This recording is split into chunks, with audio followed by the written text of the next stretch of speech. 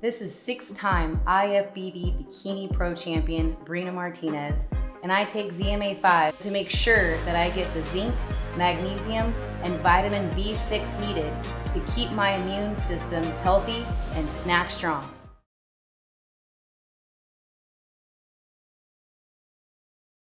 Now we're going to bring up Jermell Charlo, who gave a tremendous performance tonight.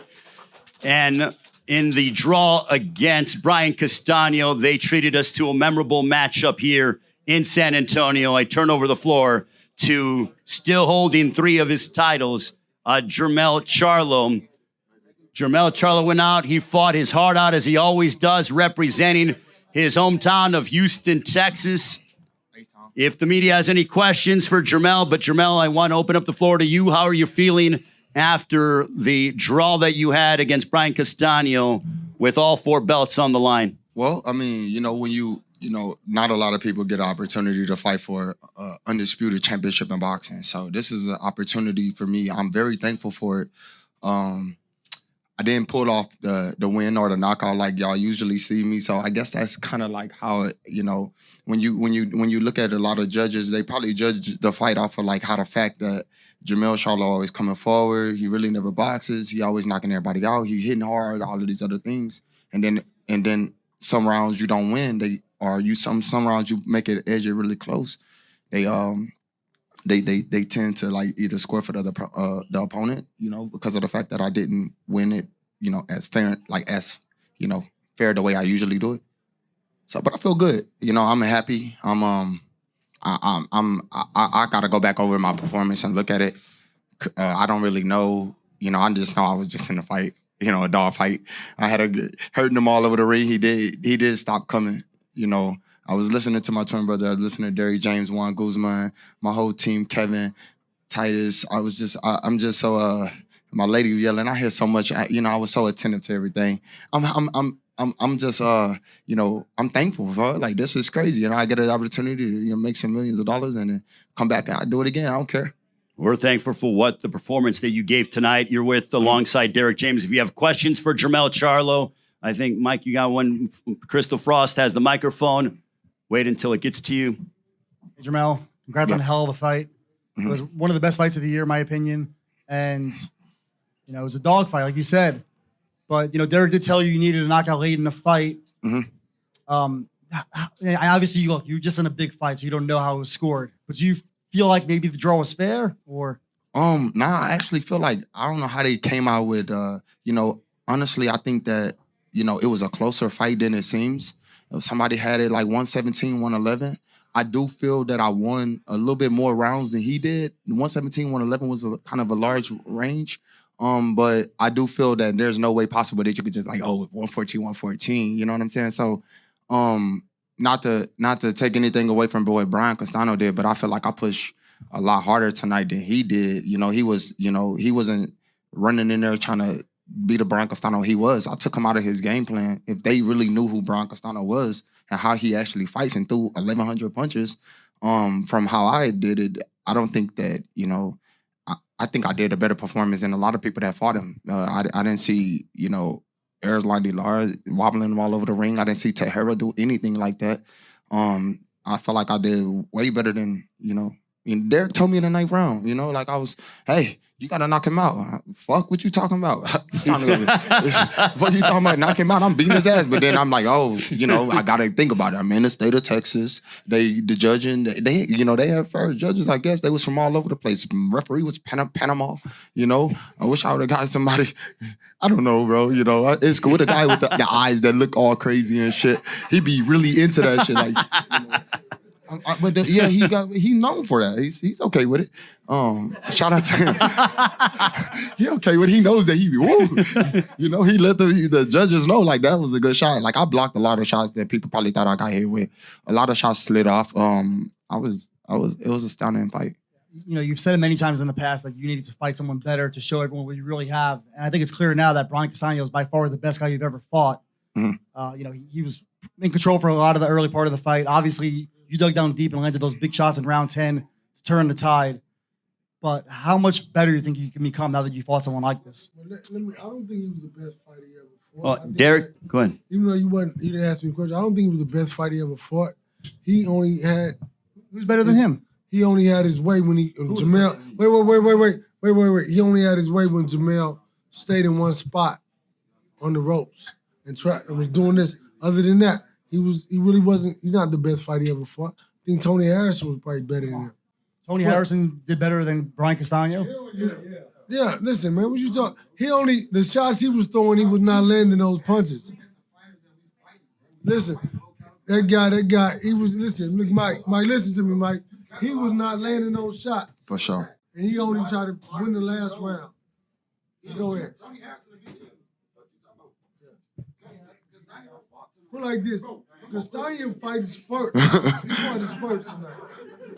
He fought in spurts tonight. He didn't fight the All right, next. I feel Next like he tried to question. win the end of the round every round though. He tried to steal the end of the round. We got Keith. Keith? Jermell, you obviously hurt him pretty badly in the 10th round. How close did you feel? That you Only were? the 10th? Well, that was the most obvious time. The obvious, the second, or when it, like, I feel like I heard him more than 3 times, you know? Yeah. I mean, I seen him, his legs wobble a few times. Well, go ahead, my bad.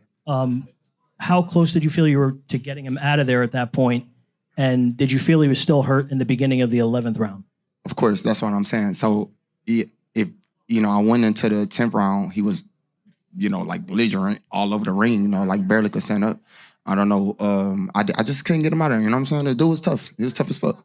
You know what I'm saying? And that's what I wanted. I wanted a warrior. I faced a warrior, and I knew what I was getting in there with. Undefeated fighter. Come on, this is not something that everybody looking at it like, shit. I fought a hard fighter. So for anybody that don't really know the skills of Jermell Charlo, maybe y'all can go back over and add Jermell Charlo to your pound for pound list, or fuck you, really. You're on our pound for pound list, but. I mean, your boxing scene, correct? Yes. Okay. You're 7th on the list, but anyway. I'm 7 on your list. Thank you for that. You're welcome, man. Well earned, obviously. People are going to want to see this rematch. Obviously, I'm sure you're well aware of that. I know the fight just ended, but your thoughts on fighting him again, because it was an entertaining fight as well. Was it? Thank you. Of course. That's what we're made for. We're made to be warriors, dog. This is get better. This is a get better moment. I could recite everything that happened in that fight, and I think that I, of course, would take a rematch. Don't know when, but I would love to get in there and fight him again. Questions for Jermell Charlo? Raise your hand. What's up? This Punch Drunk. What's good? Punch Drunk, I like you. I know all about you. I pay attention to you, man. Shout out to the people. Thanks, my brother. Thanks for the performance today. Your success and your vulnerability came on the ropes. I have you winning 116, 112 because you mixed the punches. You had your 1 and 2s. You control the 3-minute intervals of each round. But what do you feel? What do you feel you could do next in the next fight if you do rematch him? That's why I got a coach that loves to sit at home in his big game room and just watch fights and replay them back to back to back. He'll be calling me all day, so I'm happy about that. But just off of my mental, I think I could have easily just be a little bit more active. I stayed kind of imposed, just waiting on him to see what his move was gonna be.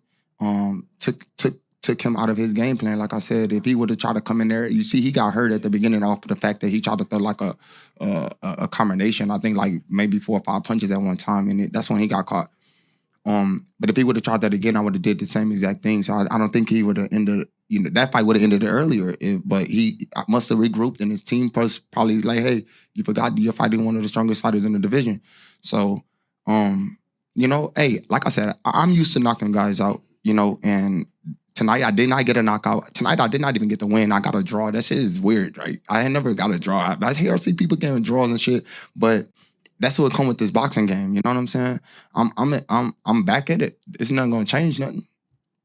Yeah. Got a question? Mm-hmm.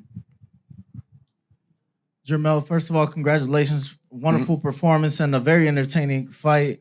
You gave your reaction to when Derek James told you to get the knockout. I guess my question is for Derek. What was the reasoning or just the thought process in that moment? Obviously, being ringside, we didn't hear it on the telecast, but we did find out that was said. What was just the reason behind that? Well, the reason why I said it was because you had to find some reason to inspire the fighter. Even though, if you looked up at the scorecards, that the judges, the unofficial judging, they had him down. And so I said, listen, we need to pick it up, to go out there and get it. And that's really what he did. So that's really what made me do it, was because I saw it up there, and Joe was telling me about it, the cut man was telling me about it. They had him down. So that's why I was like, we need to pick it up. I mean, and he won the 10th and the 11th. He hurt him. He hurt him several times. Well, then the 12th, I was a little bit unactive. Like, yeah. You let him off the hook. I should have busted that. You should have put the. I told you to step on the gas. We need a knockout. So you should put it on. Put the feet on the pedal to the metal, man. We got 2 more questions for Jermell Charlo. 2 more questions. Derek, you just touched on it right there. Jermell, when you had him out in the 10th and 11th, it looked like you were trying to do the same setup that got him hurt in the first place. But do you feel like you should have emptied the clip there when you had him hurt, or were you just trying to get the same setup again? Like this guy. Yeah. I did. I know in boxing, from so many years of, being taught the game, that you don't rush knockouts. Like if you go in there and you just, I kind of learned that in the Tony Harrison second fight. I wasn't gonna get tired, like I wasn't, and I still feel good. I could have did more, but when you up there, dog, it's not the same as just talking about it. You know what I'm saying? It's a little bit different, and then reactions and things are moving way, way different and slower and faster. So it's kind of like, I should have unloaded the clip. Fuck, I should have just let that shit go. But fuck, it's all good. Fuck, I should have. I had a long clip. 1 more question for Jermell Charlo, and then we'll let him go ahead and get some rest, be with his lovely family. He gave us a fantastic performance tonight. Always a pleasure to see you do your thing. 1 more question. Steve Graham, KO Art of Sports. Congratulations, man, on a great fight. Was there something wrong with your right hand? It seemed like kind of maybe, I don't know if like a bone was protruding from your right hand a little, or your right shoulder a little bit. And I kind of noticed you weren't throwing it too much. Yeah, I had a prior injury, but, I don't care about those excuses. I try to fight through these things. But I was good. You know what I'm saying? A lot of people I probably won't talk about it. There's probably something that you won't hear. So thank you for asking that question. You brought it to my attention. But yeah, when you're a warrior, bro, you got to feed your family. You don't got no excuses for anything. So you got to get in there and you got to fight and face what you face. And so, yeah, I've been dealing with certain things throughout this whole time of me boxing. Well, not a whole time, but, a few years, we deal with this. So there's nothing going to change.